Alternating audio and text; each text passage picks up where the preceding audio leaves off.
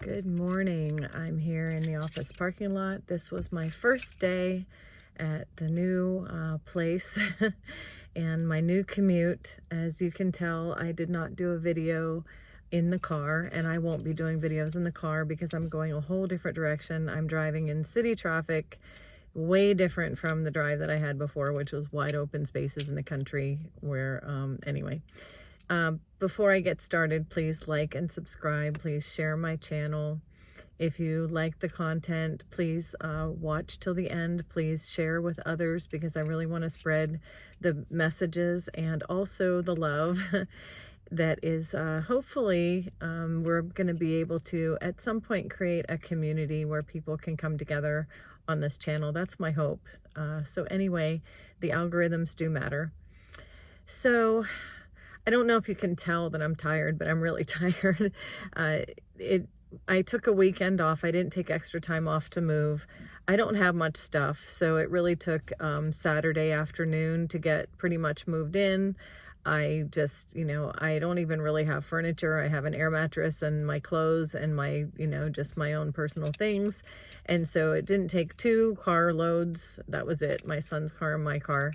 And I was in, but then I forgot a bunch of stuff. I actually left a lot of things, kitchen things, and I had to go back. And so I had a couple of, about a dozen bags to take in last night. But that, just the whole getting everything shifted and packing and unpacking isn't what wore me out. What wore me out was the mental part.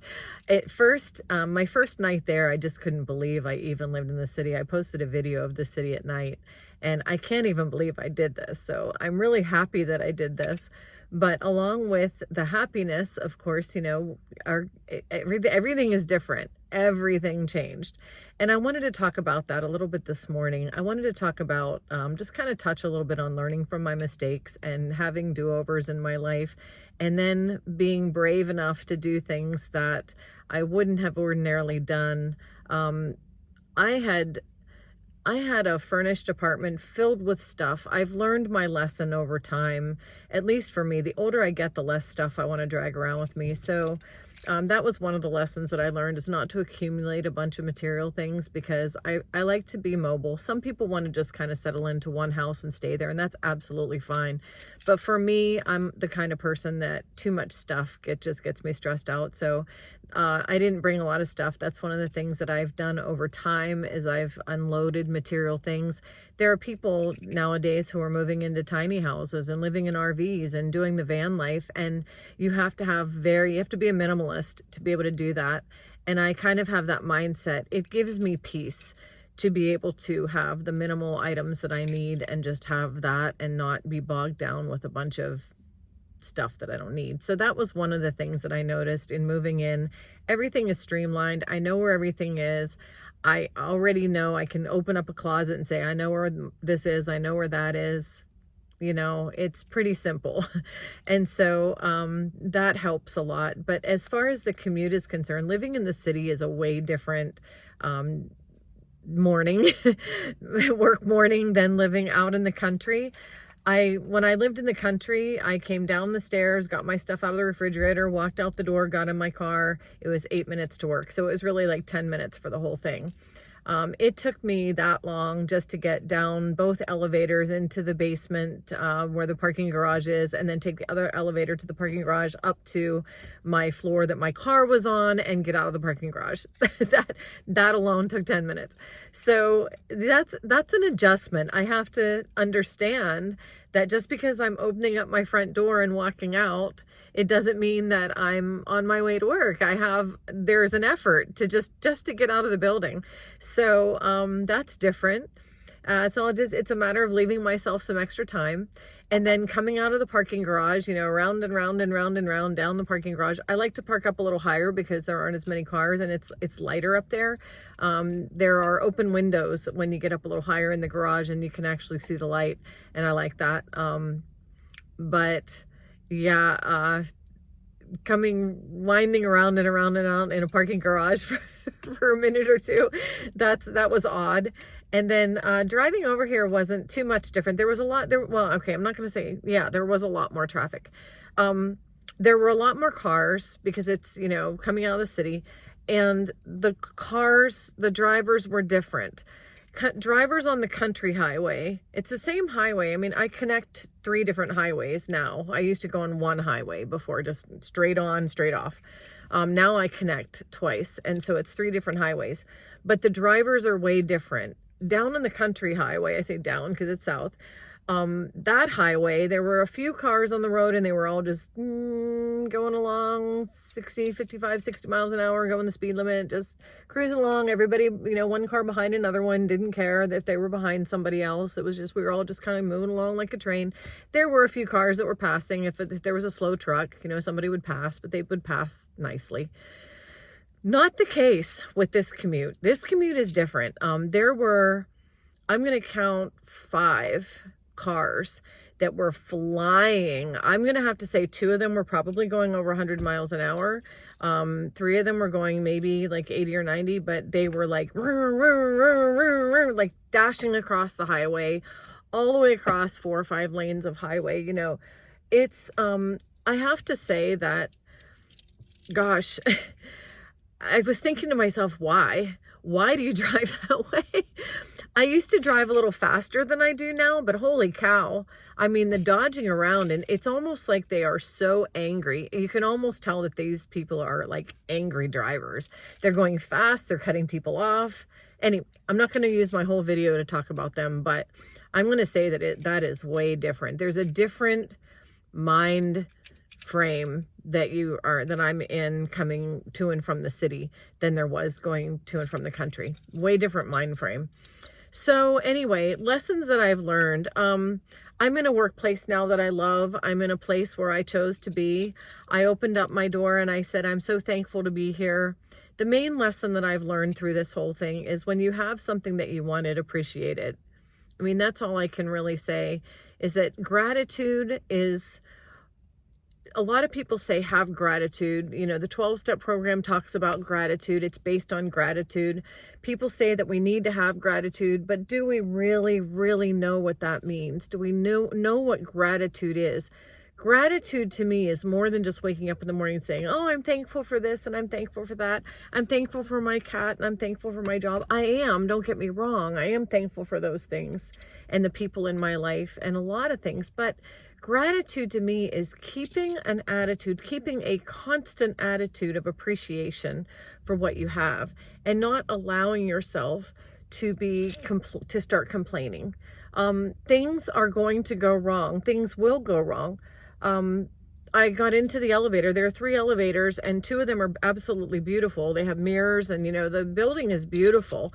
I got into the elevator this morning and it was all patched up like it had like insulation or something. Like it's almost like they're repairing it and they're in the middle of the repairs and it's like it's ripped out and it's got like, I felt like I was in a freight elevator, honestly. And I walked in there and I was like, oh, is this the right elevator? But, you know, that's just kind of a dumb thing. But there are going to be things, there are always going to be things in life that are going to annoy you, like the people driving on the highway today. I could have been like, oh, now I hate it because I hate this commute, you know. Or I know that I moved here in the wintertime. I moved to Pennsylvania and I know that I moved here to a wintertime place. I know that it's going to be winter soon, just in a few months, and I know I'm going to have to deal with ice and snow. And that's something that I've always been afraid of. But am I going to allow fear to take over, or am I going to put my cheerful shoes on and walking shoes and put my cheerful hat and my walking shoes? That's what I wanted to say.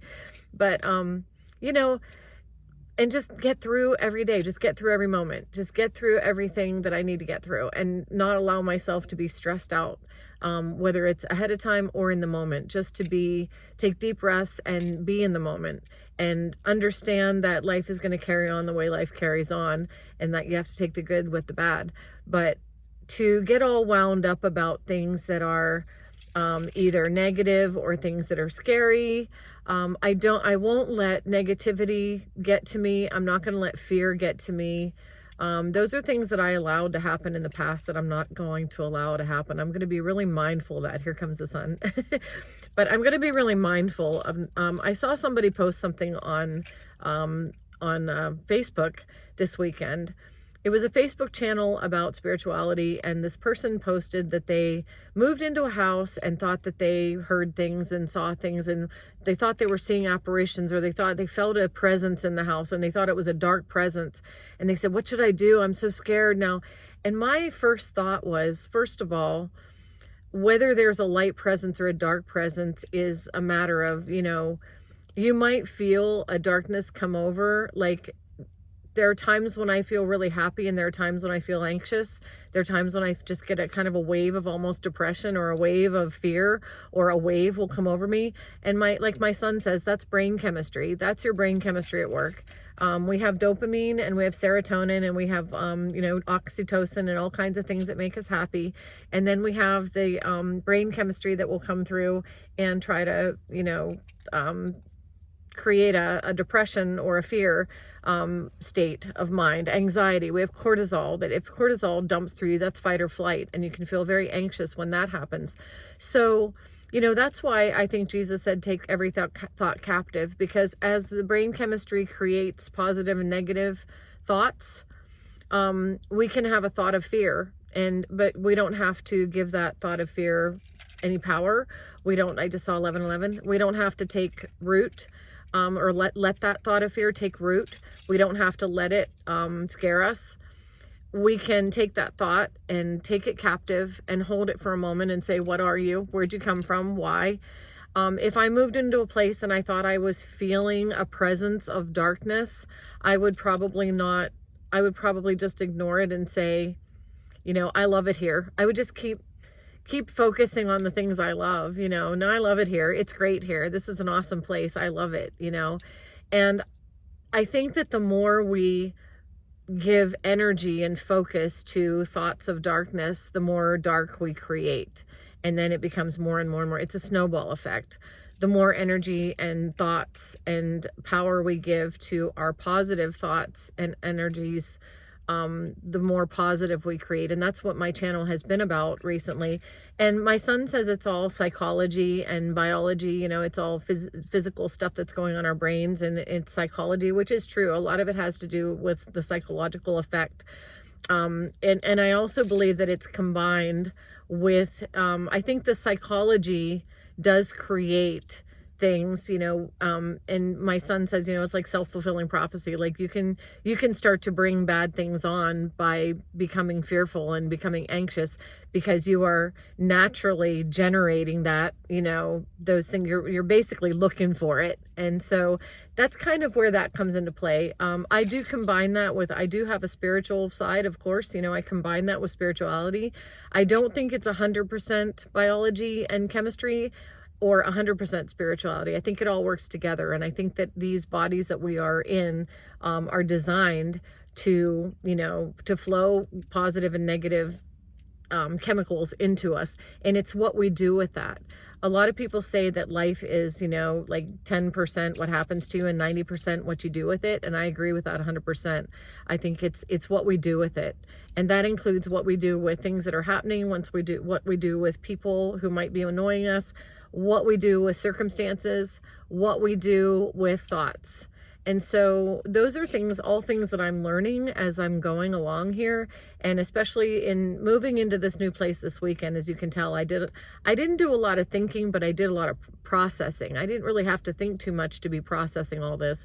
I just know that in this new chapter of my life, lessons learned are take everything that I have, my job, the place that I live, even the commute and everything, and even the people that are dodging back and forth, just take it all in and love every bit of it and love everyone and everything in life. And the more I love everyone and everything in life, I'm not going to say bad things will never happen, but it'll make it easier to get through bad things, and it'll just create a positivity in general. So anyway, that's what I had to say this morning. I'm going to go ahead and go into the office. It's another beautiful sunny day, and we have a lot of beautiful days ahead before it starts to snow. I mean, we have it's only August, so we have August, September, October, and most of November. So at least 4 months for me to get settled in before I have to be concerned about weather.